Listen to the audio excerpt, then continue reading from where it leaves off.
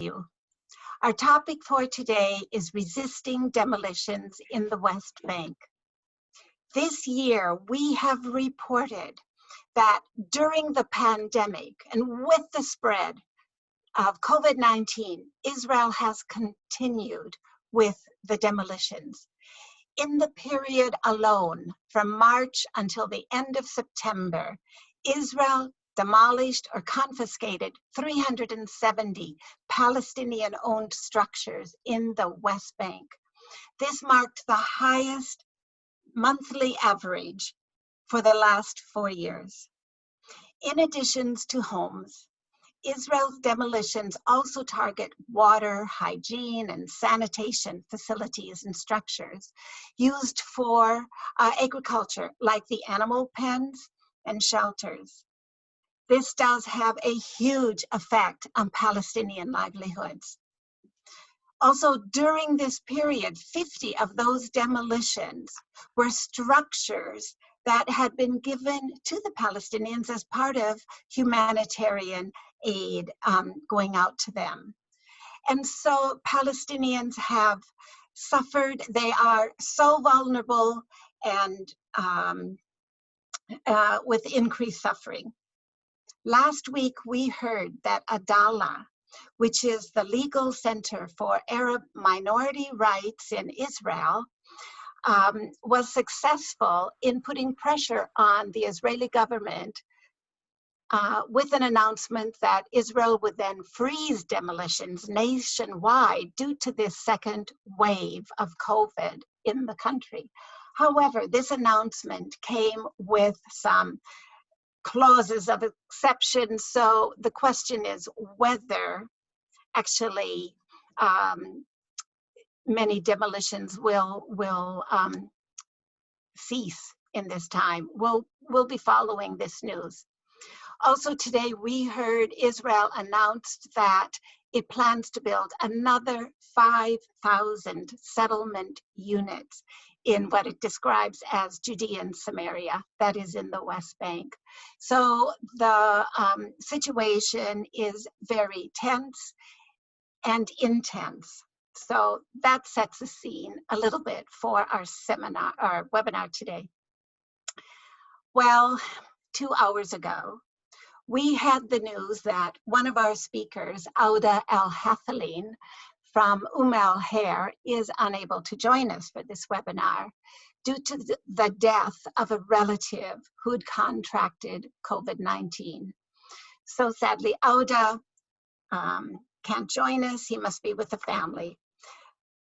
But we're pleased to announce that Cody, one of our other speakers, has identified Sami Huraini from At-Tuwani in the South Hebron Hills, who will come to speak to us today. So we are really thrilled about that.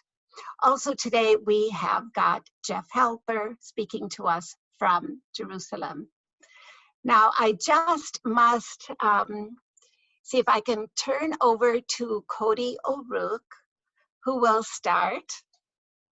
Cody, the plan was that he would introduce Sami, but I'm not now quite sure if Sami is ready to speak first or if Cody would like to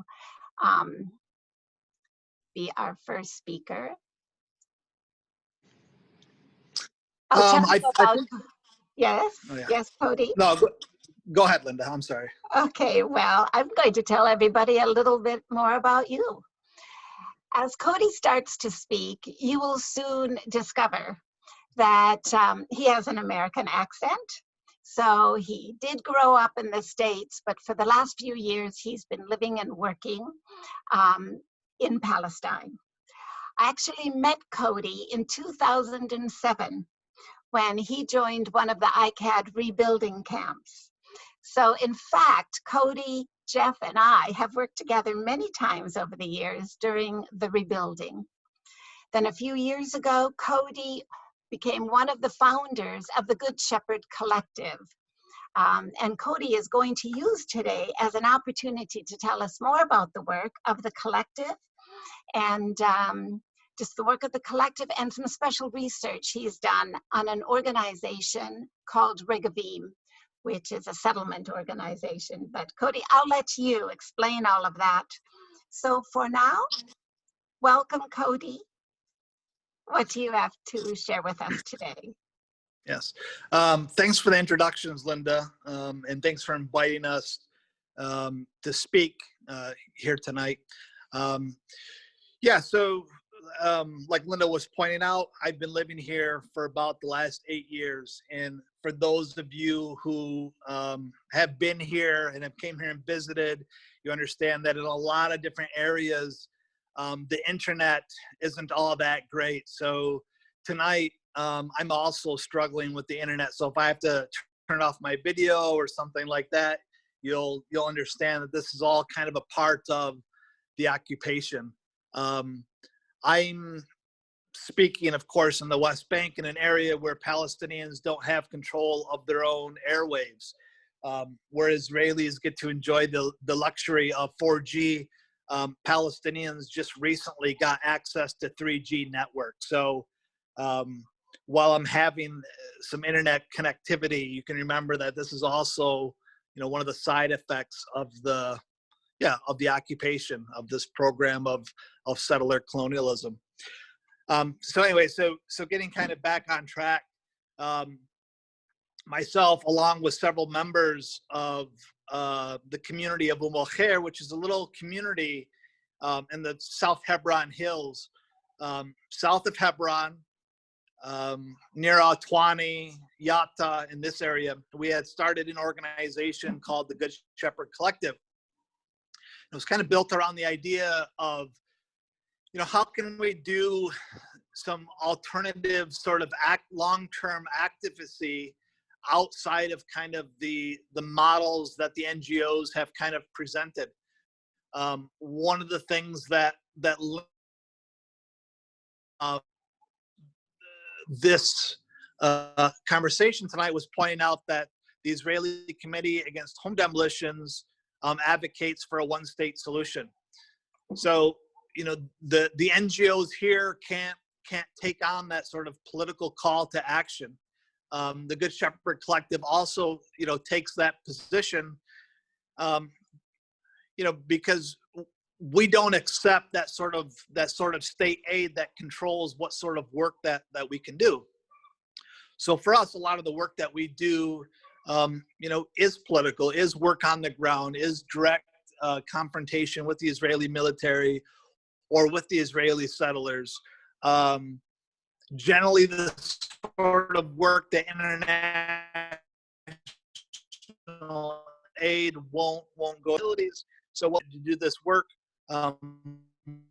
We need to find alternative ways, alternative forms of revenue, which is generally by individual donations and having tour groups come to the South Hebron Hills to listen to the story, to hear about how the settlers have taken over large chunks of land, how the settlers work with the Israeli military, the different political dynamics on the ground, whether that's within sight of the Palestinian Authority or Israeli politics or the Israeli peace movement.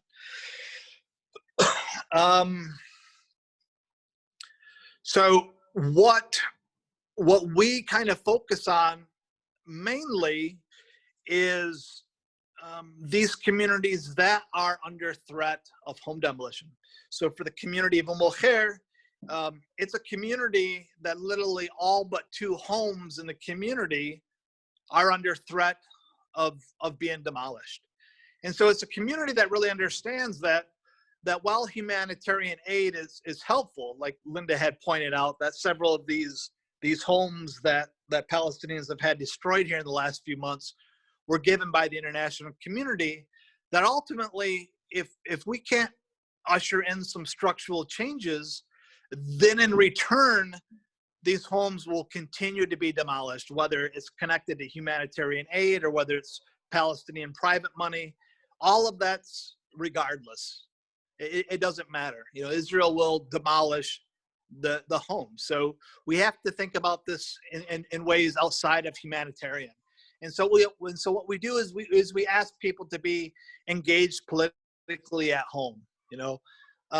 That you're going to have not only difficult conversations with your friends, but also engage the politicians and think about different ways that you can also unshackle yourself from the ways that Israel secures resources to perpetuate, the occupation, which of course leads into advocating for boycott, divestment, and sanctions.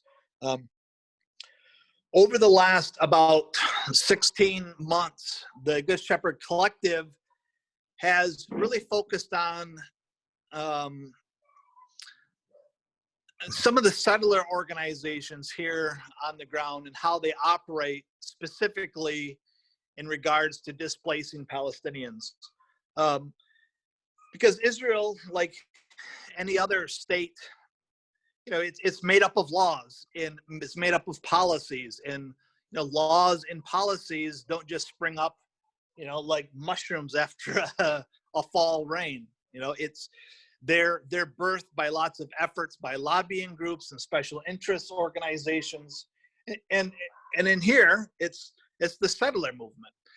So one of the things that Linda kind of brought up is this rise of home demolitions during COVID. Well, this is also a part of the wave of new elections that has happened, and how the Israeli settler movement has kind of like been able to push their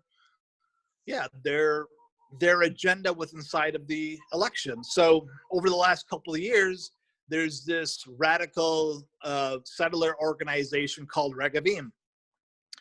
Regavim is an organization that spearheaded the movement to have Khan al-Ahmar demolished. For those of you who are familiar with Khan al-Ahmar, they were also the instigators on trying to push out the people of Susia, for example. This past year, those of you who know the issue of the 918 firing zone and the small 11 little hamlets there that's based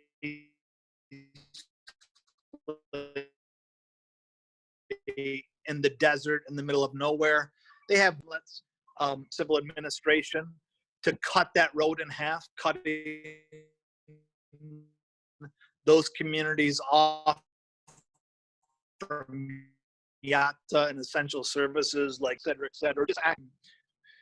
Just in the past 18 months, and Jeff can correct me on this, but recently there was a law passed saying that home demolitions can be enacted within 96 hours of having the home demolition issued to the communities.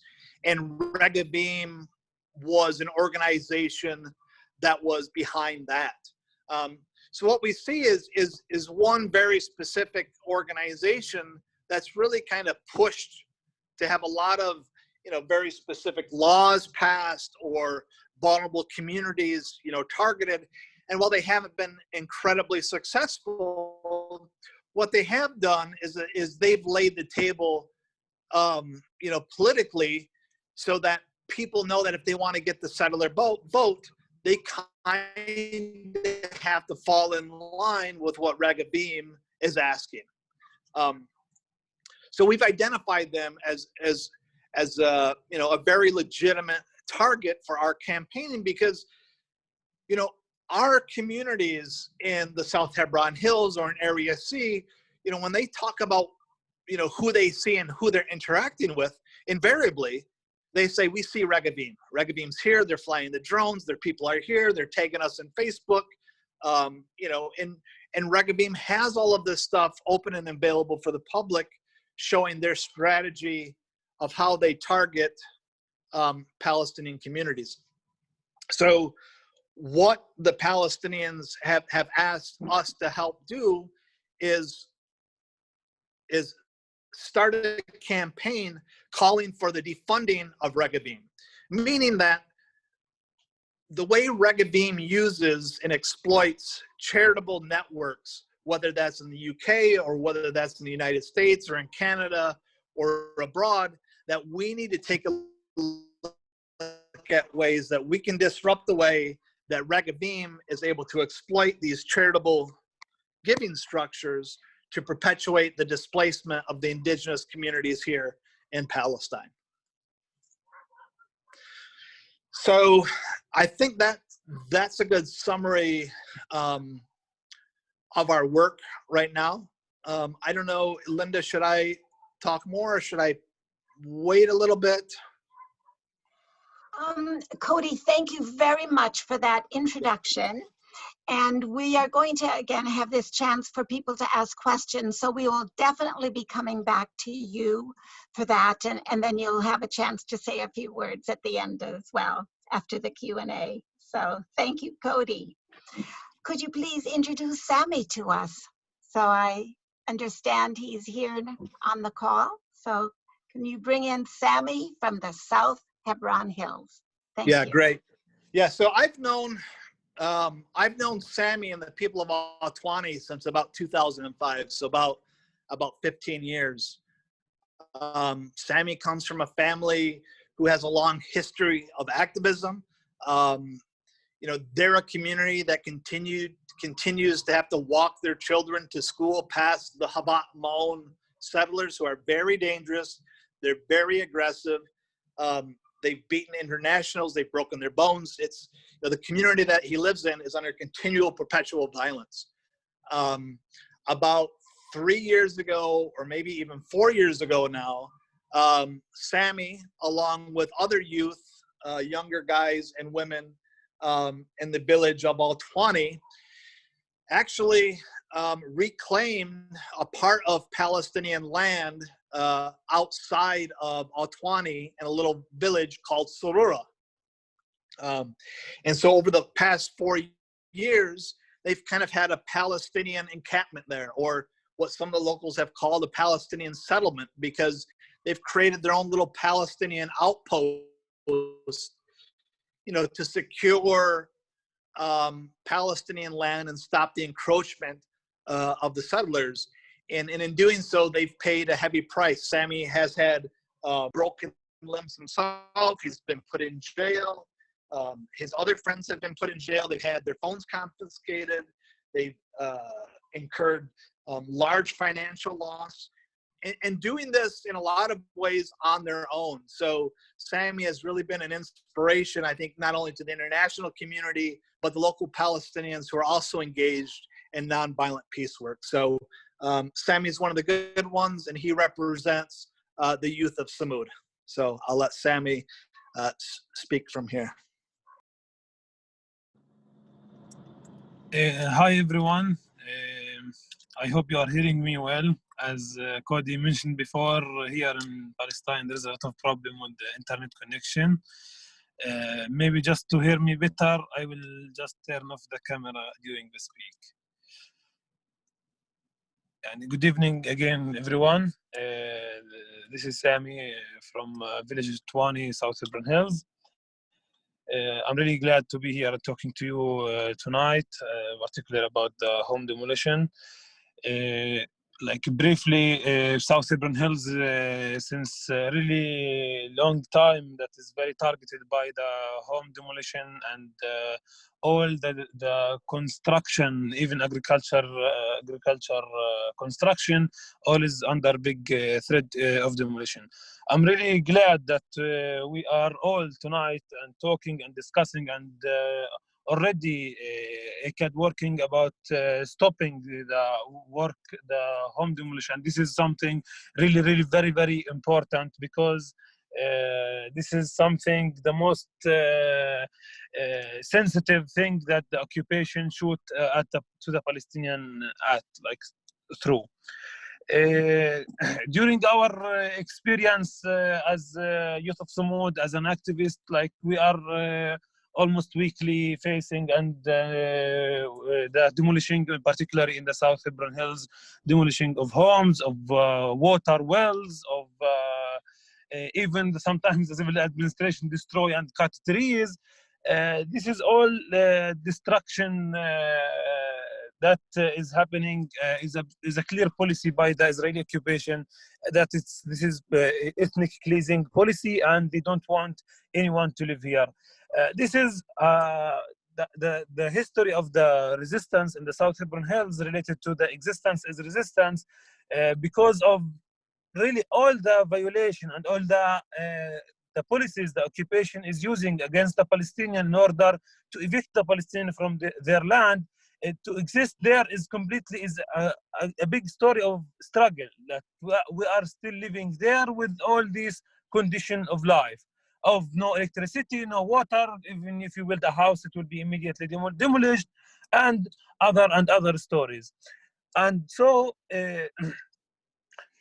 in this way, like the occupation goal that will really at some point will just make you without anything, and you will just move, and they will surround you. You will move to the area A, that in area A you will have the electricity, and then all your land will be confiscated. About ourselves, about Youth of Sumud, as Cody mentioned before, we started 3 years ago in an activity to recreate the life in an evicted Palestinian village, and to encourage the Palestinians who were evicted from their village by the Israeli occupation to go back to their home. We practice every day on the ground the non-violent resistance, and from organizing demonstration, from accompanying school children passing through the settlement who are really under big threat of attack by the extremist settlers who are living in the South Hebron Hills. We are talking about accompanying even the Palestinian shepherds who are not even able to reach their land that's near the settlement, because they are as well under big threat of attack by the Israeli settlers. We are talking about supporting the farmers, talking about documenting the demolishing. Documenting demolishing, and this is something really very important, and how this documentation must be useful. And this is how, as Youth of Sumud activists in our group, and even with others, that all this data, how it can be like really stored and will be really used one day, for example, when against Israel, against all the crime that Israel is committing, and to account weekly and monthly the demolition operation that is happening in our area. So usually we try as well with other activists to support the legal issue for the home demolition, to reach it, to work through the military court, the illegal court, let's say, in order just to try actually to protect the homes from being demolished. And we are talking about homes that's really small shelters, that is to protect the people from the rain and from the hot sun. The general life for the people in South Hebron Hills, that they are living in caves and on tents. This is like how is the usual way of living for the Palestinian. The Palestinian is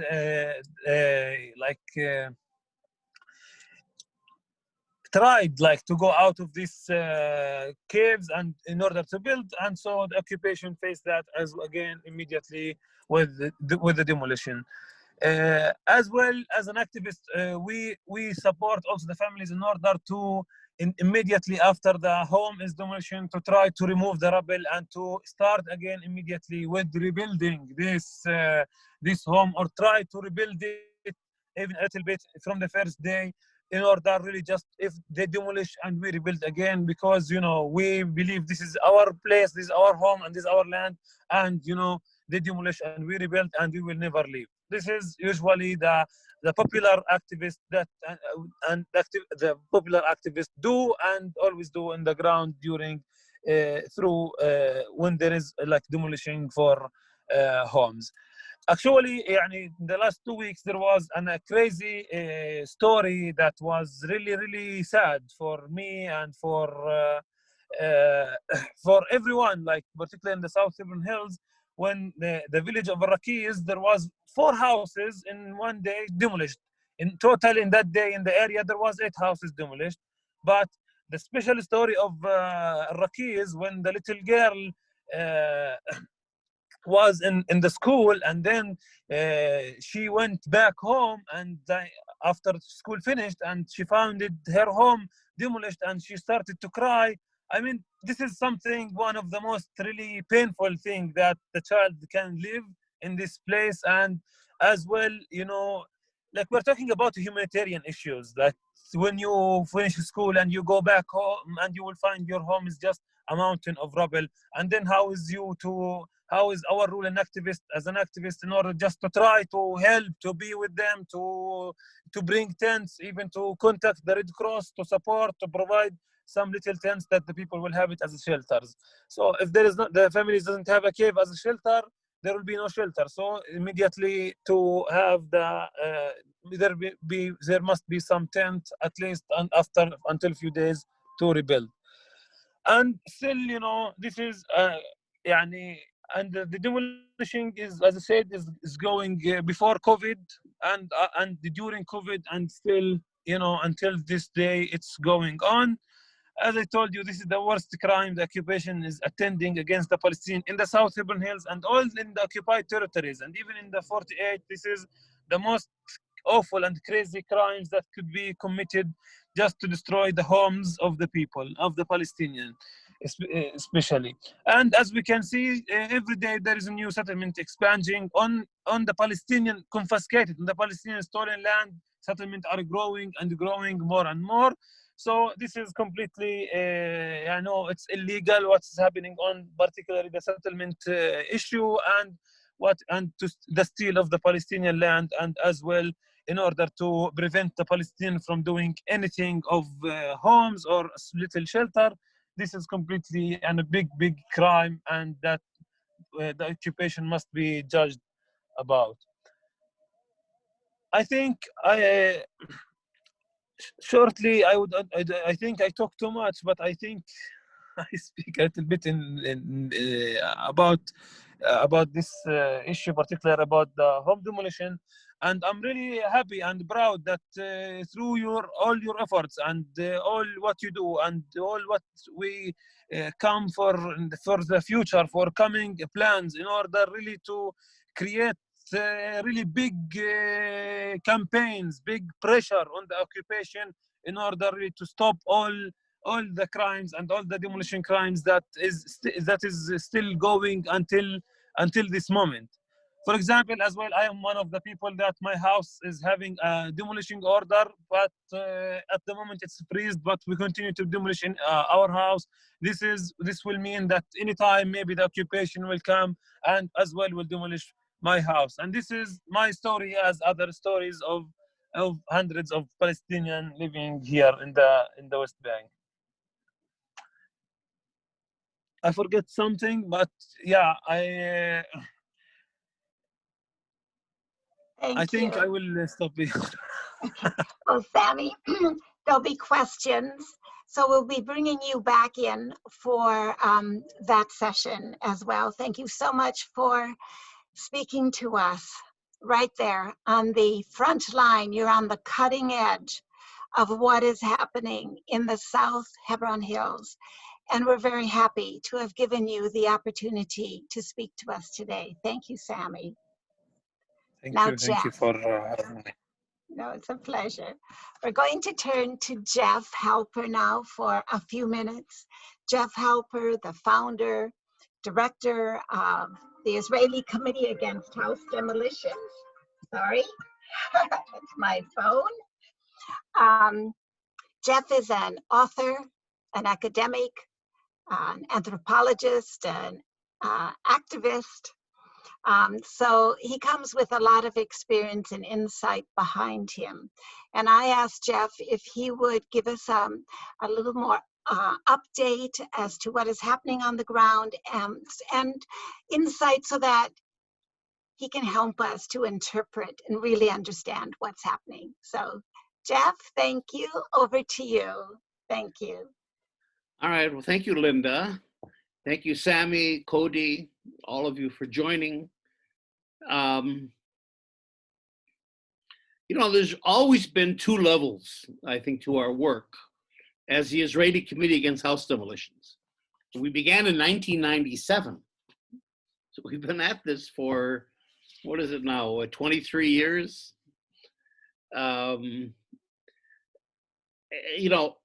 On the one level, we started as an activist group, and we're, of course, very much against house demolitions itself.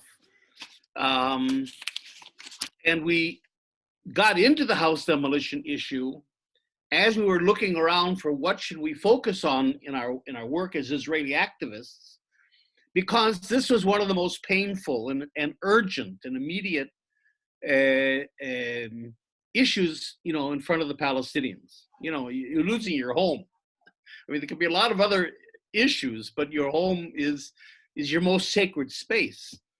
And to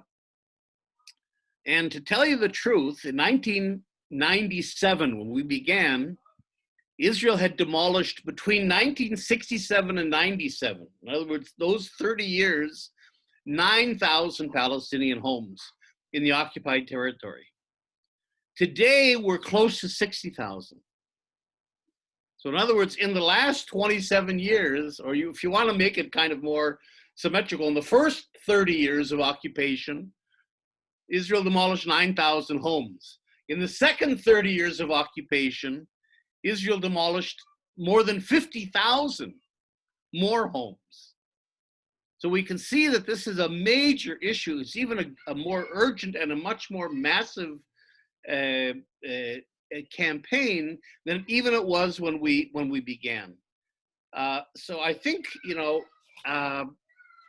where we are today in terms of demolitions, in terms of just the practical thing of saving homes, we've always used demolitions as a political leverage to explain. We rebuild homes. We've built almost 200 homes for Palestinians, and we've supported Palestinians over the years.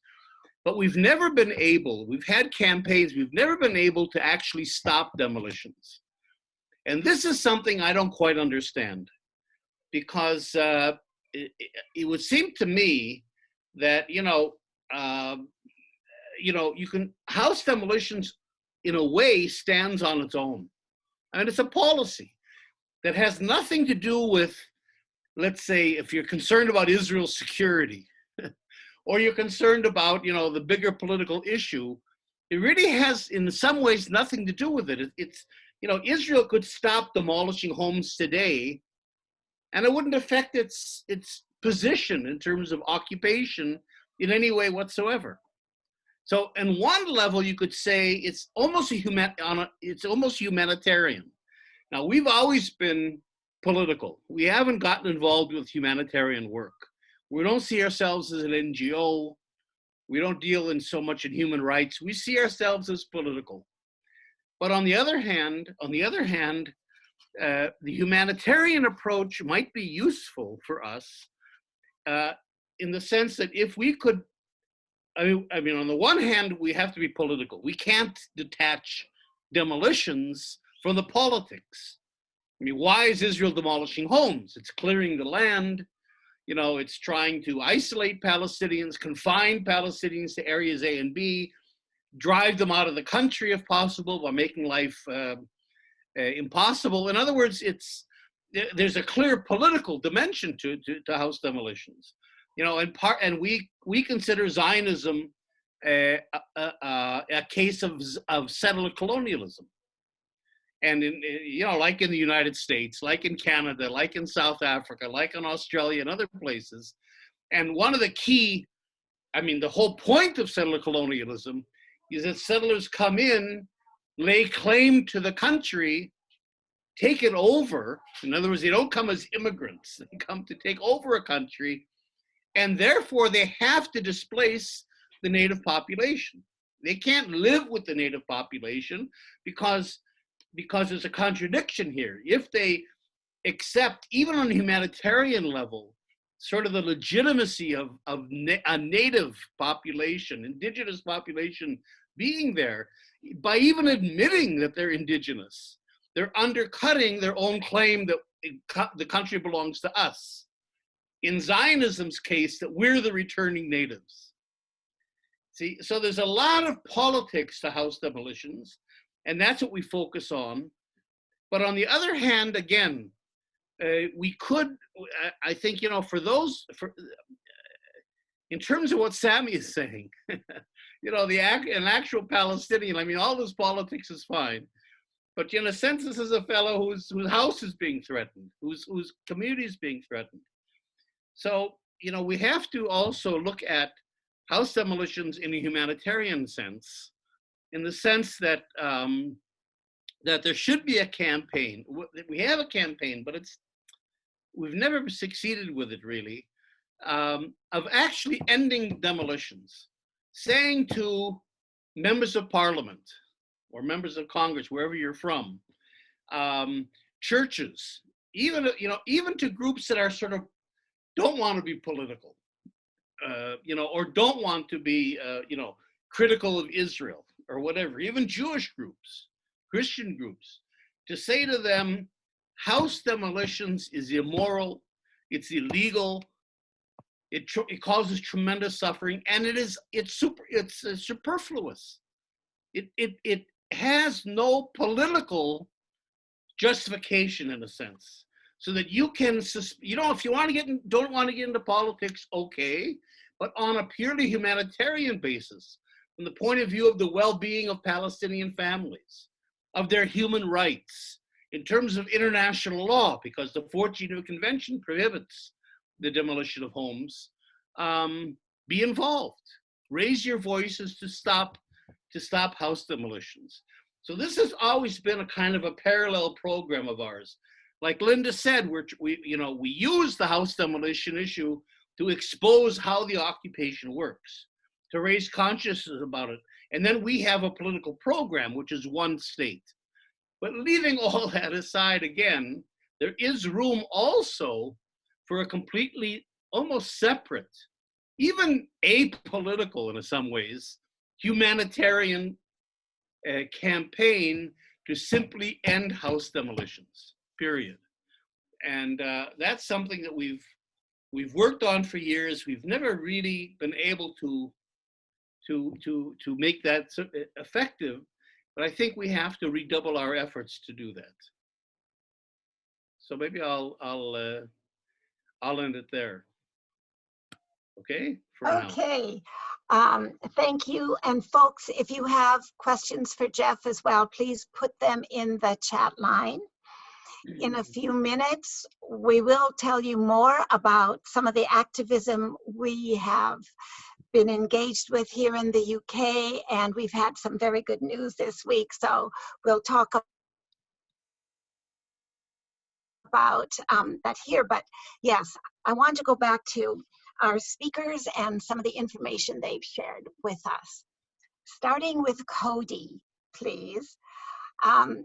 We would like you to explain a little bit more about Regavim, who exactly these settlers are that are behind it, where they're from and so forth.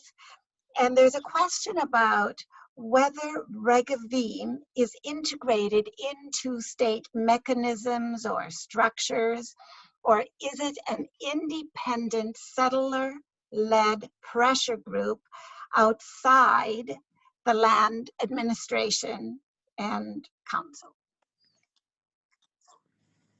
So a little bit more. Yeah. Okay. So yeah. So I guess to kind of start off on their genesis.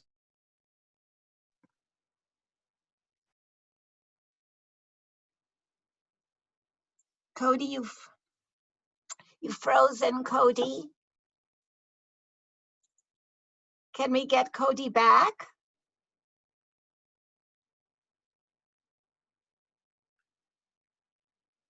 Sorry, we may have to come back to Cody. I'll move on to a question for Sami then, please. Sami, are you there? Can you, Sami, could you tell us a little bit more about your background? So I understand you were born and brought up in At-Tuwani. This is a community of shepherds. So that is the main source of living for the people in At-Tuwani. But you've formed an organization, a support organization, documenting everything that's happening. Is that funded by the community? Is funding come from elsewhere? How much is CPT, that's the Christian Peacemaker team, involved in what's happening in your village as well? So is Sami there to answer? We lost Sami, I think, for the moment. So we've lost. Sami just sent me a message. Yeah, Sami sent me a message saying he'll be back. He's just getting to a spot where he has a little bit better internet and lighting. So I guess I can go back to the questions that you had asked me Yes. about Regavim. So Regavim started in 2006, and in a lot of ways, it was in response to the Gaza disengagement. Because for the settler community, the disengagement really represented, you know, the state had turned their backs on them. You know, how could the state, you know, take us out of this? And so it was really about, you know, taking back power and kind of you know, revenge within inside of that. And they were able to, you know, I think, you know, exploit that political moment to put together an organization. And if you look at their financial records, you know, in 2007, you know, they was only operating on a few thousands of shekels of dollars, or a few thousand shekels in order to make their operation work. So fast forward, you know, 15 years, and now they're operating on a budget of about $3 million. You know, they have about 13 employees. And so that goes to show how quick these organizations really can grow. And it also, you know, it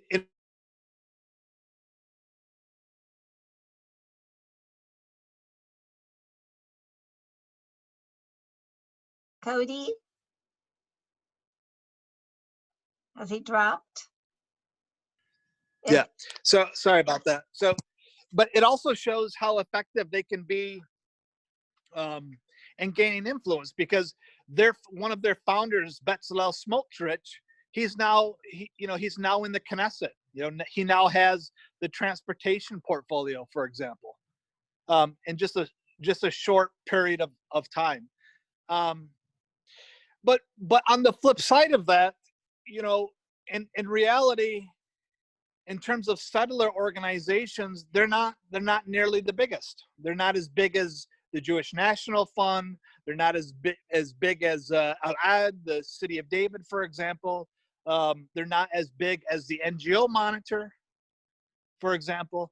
But yet the work that they're able to do is very impactful on the ways that Palestinians experience the occupation. You know, obviously the occupation and this program of settler colonialism is made up of lots of different parts and moving pieces. And so what we take a look at, you know, what we see with Regavim is that, you know, they are vulnerable. And I think what you'll get into here later is talking about the JNF and the recent case in Silwan. You know, but these charitable organizations like JNF and like Regavim, they're particularly vulnerable to have their cash flow disrupted by donor relation campaigns.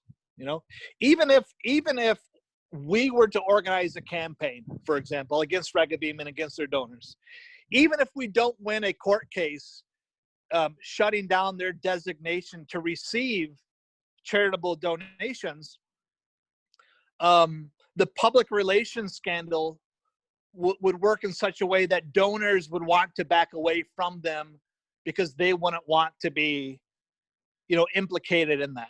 And in a lot of ways, you can see how that same strategy has been what looks like to be deployed successfully against the JNF, and why they're wanting to pull out of that court case, for example. And so what we feel as though with the work of Regavim is that in this campaign that we're building, you know, we feel as though that in a lot of ways it could set a legal precedent.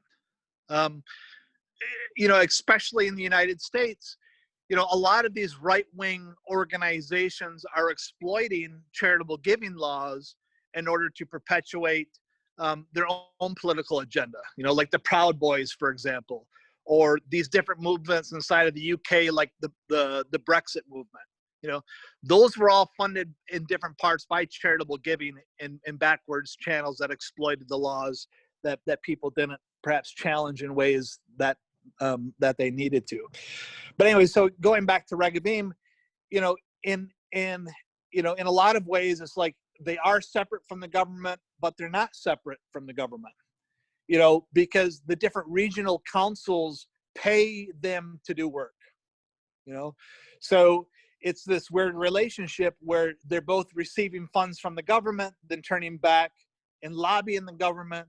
And then they have, their own lawyers that also work with different different instruments that are part of the government, like the Jewish National Fund, for example, right? Some of the lawyers that work for Regavim also take up different work for the JNF and their subsidiaries. So you couldn't necessarily say that they're exactly a part of the government, but you couldn't say that they're detached from the government either. They reside in that gray space that really should raise eyebrows. And by them living in that gray space, in a lot of ways, that's what's made them successful, and hopefully what will ultimately be the downturn in their ability to maintain this charitable status, because in most cases, that gray area of lobbying, especially against human rights, would decertify them to receive charitable giving. Cody, that's been really valuable for us to hear. In the UK, we don't have a lot of knowledge about Regavim. So I don't know whether you've got something written as well as a written summary. Otherwise, we'll have to go through what you've said just now and get it typed up, because that's so valuable for us to know and to have, and then to refer to again as well. So I just want to clear up one point in what you said, and that is the relationship between the JNF and Regavim. Is it a formal relationship or not? Do you know? Because the JNF, is something that we're focusing on here a lot. I wouldn't be surprised if there's formal agreements, in terms of like resource sharing, in different contracts, but we have not come across those. I think like what you saw with the JNF and their subsidiaries, or even the legal obligations that they had with the city of David, that we're seeing to emerge, that it's probably the case that they do have contractual relationships with Regavim, but we haven't gotten to the point of investigating for that to come to the surface. Okay. But we know that with them sharing lawyers in different cases, like most recently last year, when they destroyed the Casilla family restaurant there, Yes. kind of just outside of Beit Jella, that was Regavim lawyer who ended up representing the JNF with inside of that and making that legal push. So we definitely know that at least in some capacity, they enjoy some sort of relationship. Absolutely fascinating. And you see, one of the campaigns in the UK is to remove the charitable status of the JNF here. So, as I said, what you're saying is helping us a lot in our understanding and forming campaigns here. So what you've been pointing out, and Jeff has mentioned, and how the number of demolitions is just phenomenal, and it keeps growing. How do we stop them? Well, maybe one of the ways we stop them is by stopping the funding that goes from the UK, from Canada. We've got somebody joining us from Canada, and these other countries that keep these organizations going, that are causing the changes, the Judaization of historic Palestine. And again, we'll mention more of the Sumaran family in a minute. We're going to mention JCB in a minute. Jeff, do you have any comments on this as well you'd like to bring in? My understanding is Sami hasn't joined us. He's trying to move to a place where he'll have a stronger connection, so we'll hope he'll be back in a few minutes. But I'd like Jeff to come in now. And Jeff, if you've seen something in the chat line as well you'd like to comment on, please, Jeff.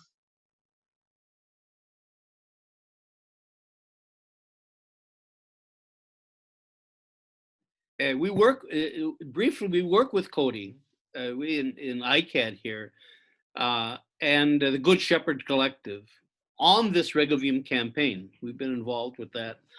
And I think, we should,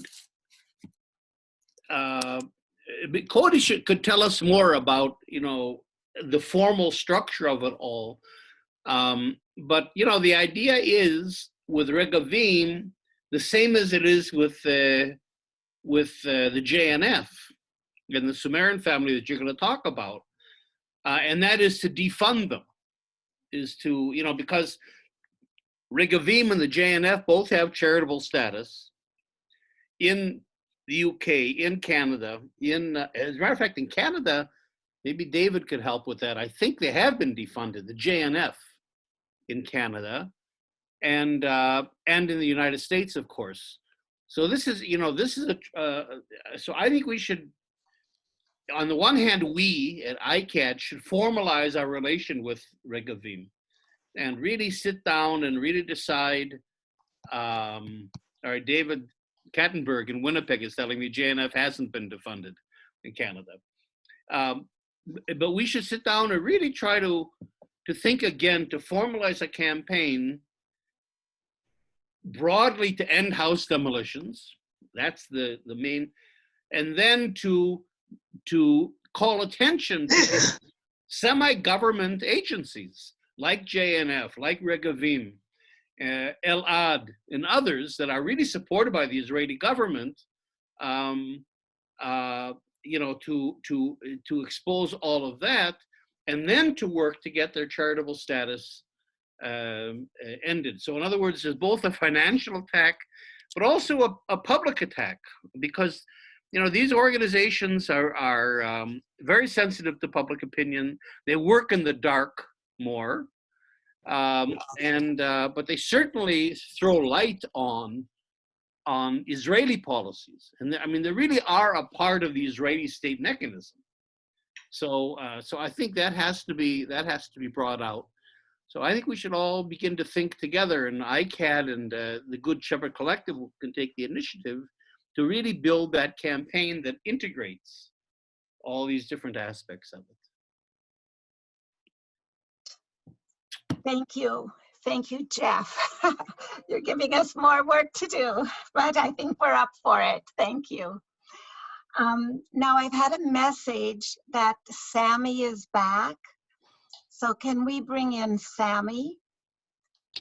Hey, yeah, I am back. Yeah. Okay. Sami, we did have some questions for you. We want to know a little bit more about your life in At-Tuwani. Did you hear what I asked a few minutes ago? If you can repeat it, please. Okay. If you could tell us about your life. We understand you've grown up in At-Tuwani, a community of shepherds, so I'm assuming that's the main source of income for the people, and that you are part of an organization helping to protect your people. I don't know if you've got funding from outside, how it works, whether the community looks after your personal needs as you do this documentation. And does the Christian Peacemaker team also come to At-Tuwani to help provide protective presence there? For you, can you explain a little bit more about, your life? Thank you. Thank you.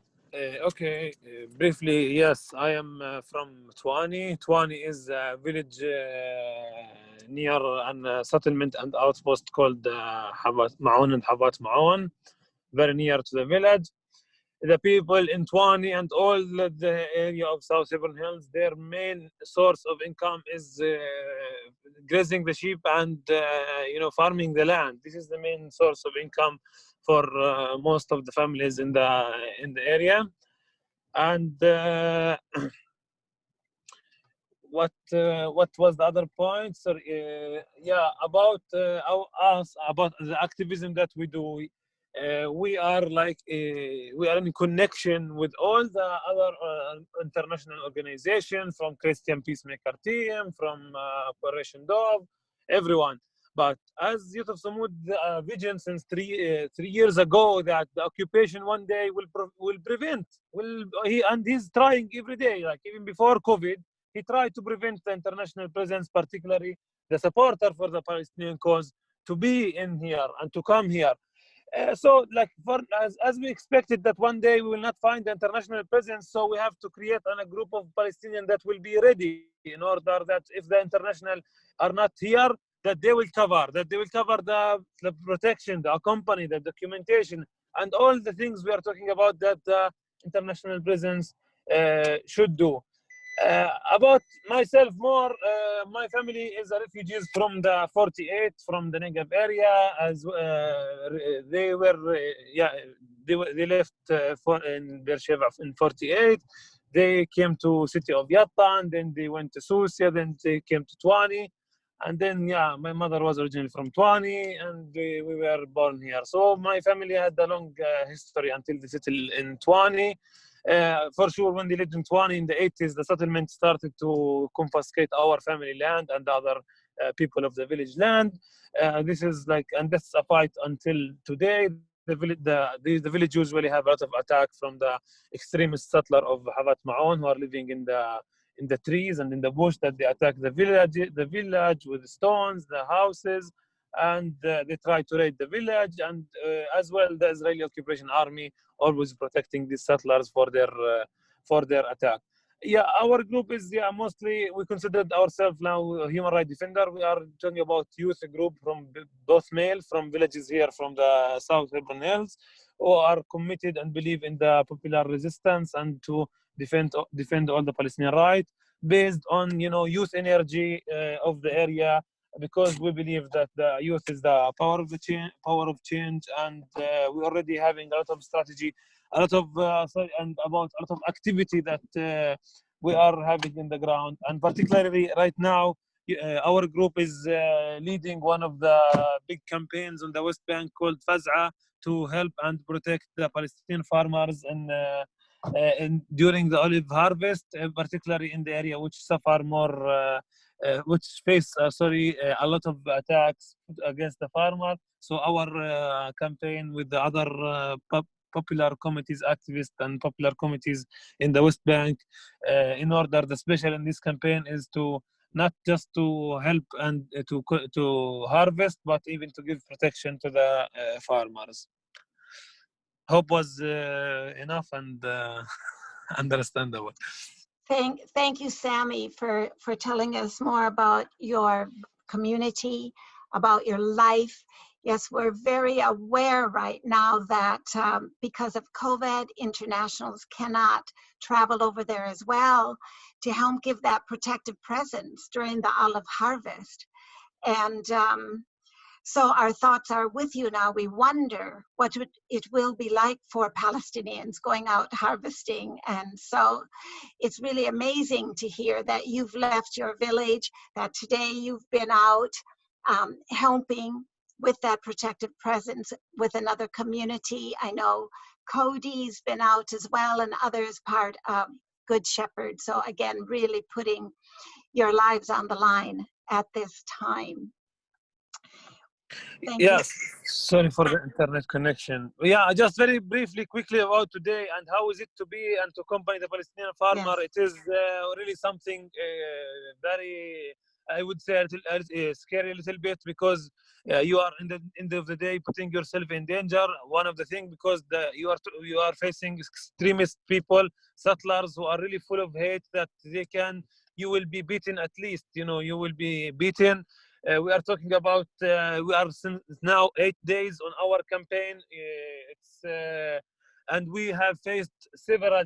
Cody also was with us with all the attacks that we had from the settler. I personally had a stone in my stomach from the settler attack when we were harvesting olive trees near Hawara. And yesterday, my friend Muhammad al-Khatib as well, he had a stone in the head. And so we are having lots of troubles these days with the settler, and particularly in the olive harvest. And it's you could say at some point it is not olive harvest, it's a season. It's a season of trauma for some people who are their land very near to the crazy settler and settlements. Yes. Oh, do stay safe. It's very hard to hear this. Thank you for sharing it. And I guess what we can do is just keep telling your story over here and doing all we can to get things into the news. Now, we're coming to the end of this session. What I need to have happen in our last minutes together is to give Cody and Jeff an opportunity, as well as you, Sami, if you want to say any closing remarks from you. And then I need to give an update to everybody about what's happening with campaign developments here. So thank you. Let's see. Cody, let's go to you. Are you ready to give us some closing comments? Messages to send us on our way, Cody. Yeah, I think that, you know, the big thing is, you know, that we're all together. We're continuing to find different ways to disrupt what the Israeli regime is doing. You know, you'll talk more about the most recent successes of the campaigns. I know, you know, what we can see is, you know, is like with the work of Sami, and Sami's been going out there literally, you know, having rocks thrown at him. He's been hit, you know, facing arrest, you know, you know, potentially administrative detention. That folks are still here, you know, literally putting their lives on the line, just to harvest, you know, olives, you know, just to resist. You know, without the international community here for the first time in decades. So there's a lot of inspiration to be had out of this talk tonight, and hopefully that inspiration can be really reinvested into these campaigns that ICAHD is putting forward, that the Good Shepherd Collective is putting forward, that campaigns that Sami and Youth of Sumud are bringing up. So I just want to say, you know, being thankful for everyone who's continuing to organize this stuff. You know, because like what Jeff.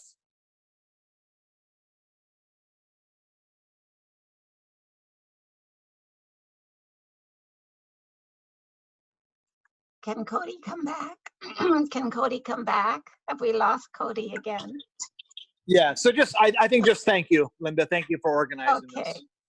Thank you. Great to hear from you, Cody. Thank you. Thank you. I've seen in the chat line that also that there's some more information about what's happened in At-Tuwani. The Christian peacemaker team did have a permanent presence there until a few years ago. Now it's Operation Dove that's taken on that role. I hope everybody has been following the chat line and picked up various bits of information. Thank you for adding that to us. Before I go to Jeff, and I hope, Jeff, you've seen some of the other comments that have come to you in the chat line that you can cover in your closing comments. Sami, any further thoughts from you to send us on our way? Thank you, Sami. Thank you really so much again for having me with you, first of all. And I am really proud of you. This is make me, I want to be honest, because of all the work you do against home demolition. The work should grow, and through the like, let's say, the collective of you, Good Shepherd Collective, us, everyone. This is very important, and will make the work much bigger and more great, I would say. And because really we are in a time that we want all this, what is happening, what is going on here, to be spread in more and bigger and stronger way, really to create a big power of affection on this occupation, and to change the situation. Again, thank you so much, and hopefully to see you all soon in Palestine and in At-Tuwani and Khair and everywhere. Thank you. Thank you, Sami. Thank you so much. Yes, we long to be back there with you. We long that. Please tell the people in your community that they are thought of, that we have heard your voice tonight, and we will continue to tell others. Thank you, Sami. Thank you so much. Thank you. Bye-bye. Okay. Jeff. Oh, you're not unmuted. Please unmute, Jeff. No, still can't hear. There we go, Jeff. Thank you. So if you can address a few points in the chat line and other thoughts, please. Yeah, I think, you know, a lot has been said. I think, I don't know if there's new people on tonight, you know, besides our usual circle, but certainly we have to look to develop this campaign of ending demolitions, the whole Regavim campaign, you know, connecting it. In a sense, we have a certain infrastructure with the JNF campaign, because one of the questions was, do we work with other groups? And of course we do. There's a lot of other, Linda is the one to really answer that, but we do a lot of work with other groups.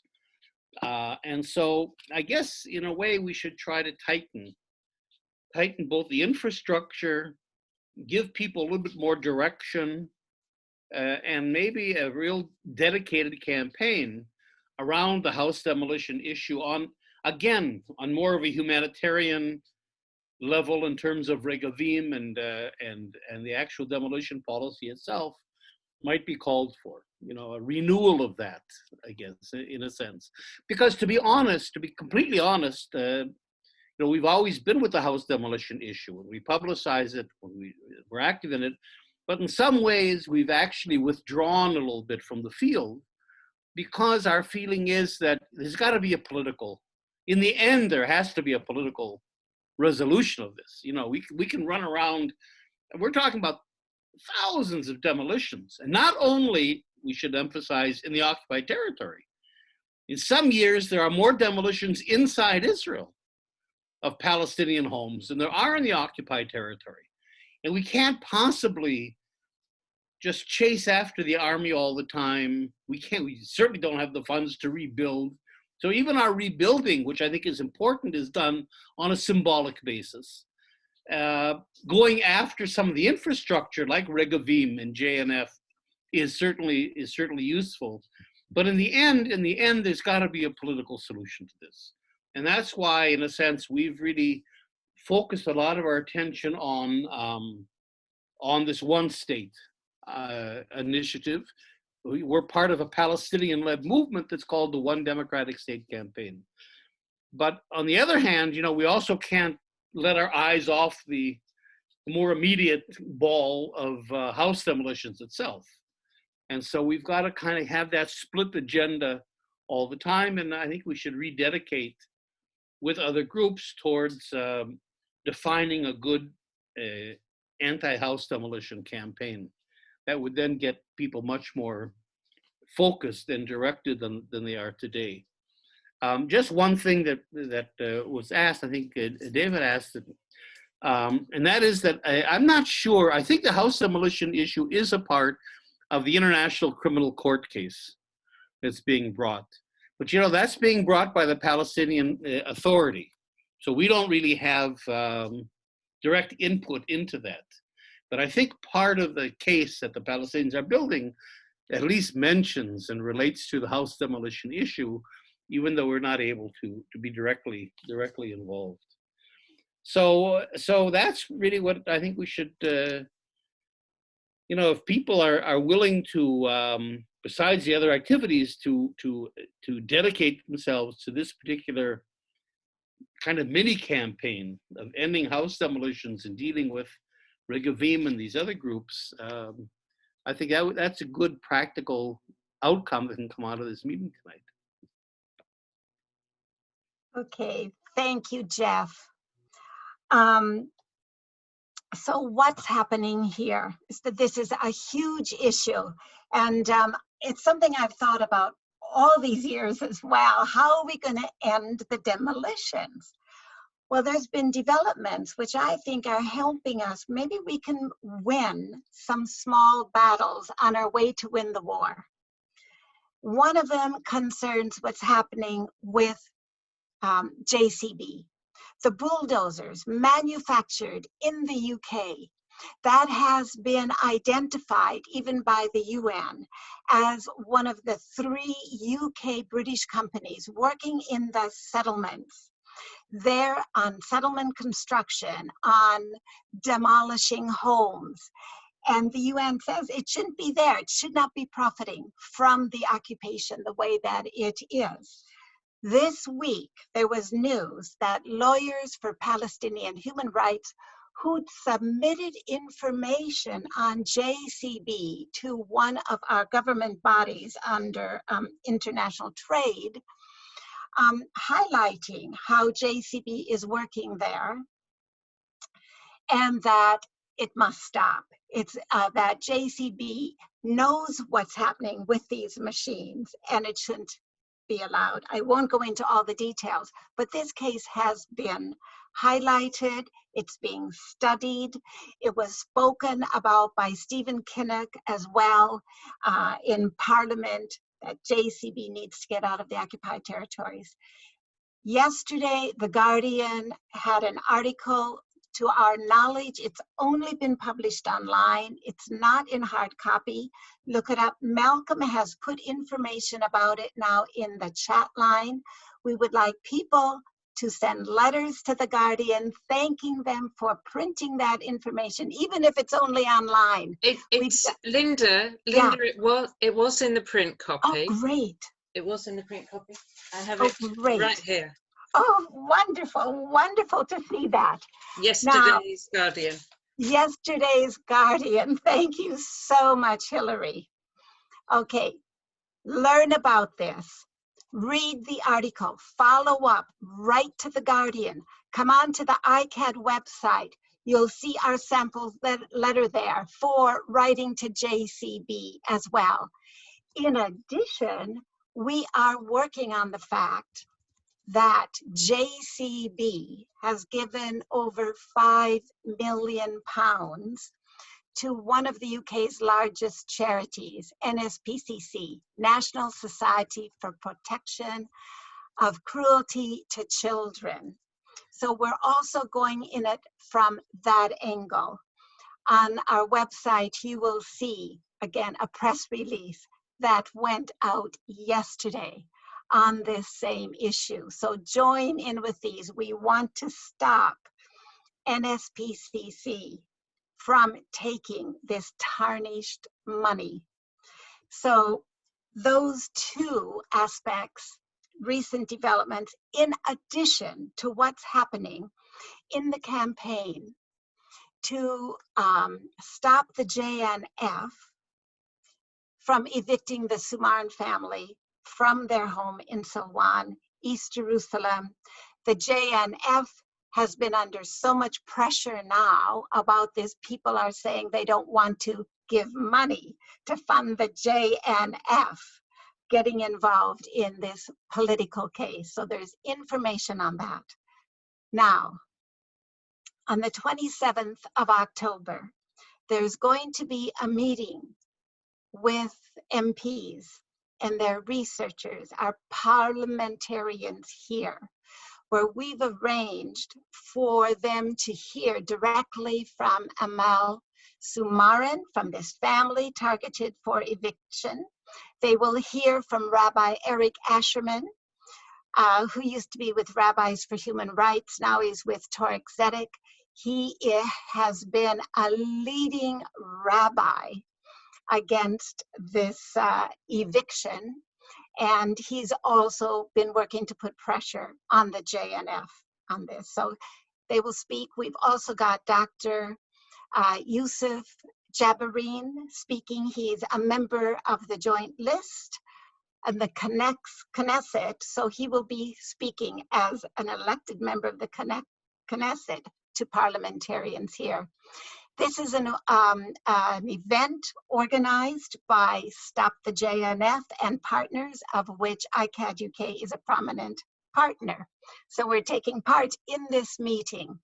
Please write to your MP, encourage your MP to attend this meeting, which is also open to the public. So you can listen in as well and hear. So again, those details are on our website. I don't know how much is appearing in the chat line now, but we've got things like that happening. Then our next webinars coming up, we've got Hillary here who's just spoken to us now. She's going to be part, along with others, in speaking to us on the 11th of November. Our webinar is going to be resisting demolitions outside Palestine. So it's what we can do in these countries where we live, specifically in the UK. So this is part 2, following on from the webinar that we had at the end of September. So we'll have Tom Anderson, Hillary Smith, Annie O'Gara, Monica Wusterman joining us for that. So it'll be more practical actions that you can be taking here. All of this to help stop home demolitions. So Malcolm's put up that slide. You'll see the date again on our website. Malcolm, can you just also go on to the other slides, the slide about joining ICAHD, and here's donating. Of course, if anybody would like to give donations today, they will go toward our rebuilding project that we are doing this autumn with the Good Shepherd Collective, all part of resisting demolitions on the ground. Subscribe to our newsletter, actions, join ICAHD UK if you haven't already. So Malcolm, have I covered everything for today? Okay, well, it's been just tremendous to have you with us. I'm sorry if I've missed some other comments in the chat line. We'll go through, we'll read through them again. And if there's something that's been very obvious that we've missed, we'll get in touch with you. But for now, I want to say goodbye to Cody, to Jeff, to Sami. Thank you again for joining us. Thank you to all the audience for being with us. And let us redouble our efforts as we go forward to see this injustice end, demolitions end. So thank you very much, folks. Thank you so much. Malcolm, you can unmute everybody now. Thank you. Yeah, thank you.